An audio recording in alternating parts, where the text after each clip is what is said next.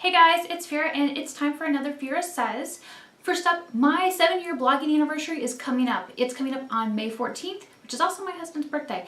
But I'm really excited about my 7-year blogging anniversary, and what I want to know from you is what should I do to celebrate it? You know, should I have a giveaway or what? Make sure you let me know in the comments below because I want to hear from you. I want to hear what you would like to see me do so that I can, do something you'll enjoy. On the home front, my in-laws have left after living with the three of us for 2.5 years. So that was really stressful and everything. I mean, I'm glad that they went ahead and moved out, and we helped them with that, but everything leading up to that was really stressful, and helping people move out is really just, the whole situation was really, really stressful. And now that they're gone, my house is like a complete wreck. We're like trying to figure out what we're going to do with the space because, we've had people in my guest room for 2.5 years. And so I think Dave's going to actually move into that room again. And the other room is going to become the guest room. So I have a, really total wreck at my house. I've got some chairs I've got to get rid of. I've got just random stuff around the house that needs to either be reorganized or put out in the garage. I've got stuff out in the garage that really just needs to go as well. And I've got like 4 loads of clean laundry that need to be put away in my bedroom.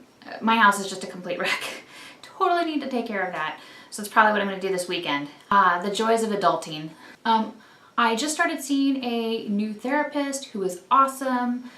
I'm going to therapy to get help with my communication issues, with my anxiety issues, and with boundary issues. And hopefully this will help me to be a less neurotic, more happy person. So I'm really excited by that. This is the first therapist that I've found in probably 7.5 years who I really mesh well with, and I feel like I will be able to learn a lot from. So that's going really well, and I'm really excited by that. On the friend front, one of my friends, her cat died, which made me really sad because she'd had her cat for 20 years. And so having to put her cat to sleep because, her cat was no longer able to function was really, really sad. What was even worse though was that then she ended up in the hospital for the next 3 days. So I've been worried about her and she's doing fine now, but I really, really hate it when stuff like that happens. I'm really glad she's okay because I was really worried about her earlier this week. And I know some of you had asked me because you saw me make a comment about a friend of mine's in the hospital. Well, that's why, because my friend was in the hospital and now she's not. I'm so happy that she's out. So Ray and Dave and I went and bought a new car because we needed to get a new car since my Aztec is pretty much like on its last legs. I expect it to die like any minute now. And Ray needed a car to commute to and from work because while I work at home, he works in an office. And so we did a bunch of research, and then we finally decided that we were going to get the Prius C, which is like a little hybrid commuter car. It's a little hatchback. It's sparkling sea metallic. It's super cute. It gets like 50 miles to the gallon, which is great because Ray's commute is pretty much 25 miles there, 25 miles back, so that's pretty much perfect. Really excited by it. It's my first hybrid, so that's really cool. My parents, when I told them, wanted to disown me because they're like, you should have bought a GM car. And I'm like, well, there is no GM car that gets 50 miles to the gallon, that was in this price range, that does all of, that had all of the features of the Prius C, because we're really happy with it, and there was really nothing else that we could find that was comparable. So I'm really excited by that. I didn't like the idea of getting any car that wasn't an SUV, but then I was like, no, I need to step back and look at what the car is going to be used for and who's going to be driving it, which is Ray's going to be driving it to be commuting most of the time since I don't have to drive to commute anywhere. So I really just need to kind of suck it up, or I really just need to kind of accept the fact that we don't need an SUV. We need a commuter car, so that's why we got it. So this weekend, the Age of Ultron, the new Avengers movie, is coming out, and I'm really excited. I've already got my tickets because I can't wait to see Thor and Iron Man. I'm going with 6 of my closest friends, and we will have a fabulous time.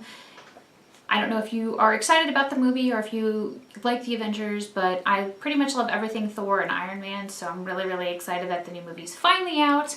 It's even made me sit through watching the Agents of S.H.I.E.L.D., because I basically found Agents of S.H.I.E.L.D. to be kind of boring, but I figure, well, I might as well try to get through it all in case there's anything that's important for the movie. I don't know if you watched that. And on the note of watching things, I've been watching iZombie and the new season of Bitten, and I love iZombie. I love the cast. It makes me think of Veronica Mars because it's really fun and witty. I especially love the fact that the guy who played Arthur from King Arthur is now on the show, so that's really cool.